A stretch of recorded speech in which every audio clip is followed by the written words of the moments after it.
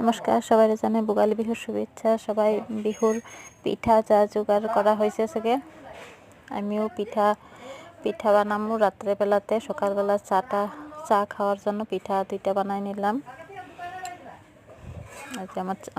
আমি চাটা খাওয়া দাওয়া করেই কেক একটা অর্ডার আসছিল, কেক বানানিতে লাগছি।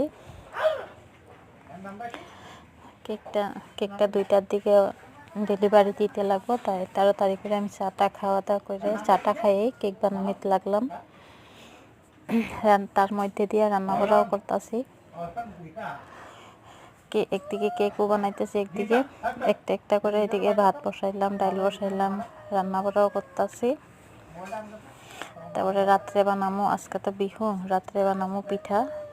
তারপরে এদিকে চাল ভিজাই রাখছি, তেল ধোয়া হইল আমার। তারপরে এই যে কেকটার ফাইনাল লুক এরকম। কেমন হয়েছে কেকটা তোমরা কমেন্ট করে জানাইবা। আর সবাইরে বিহুর শুভেচ্ছা।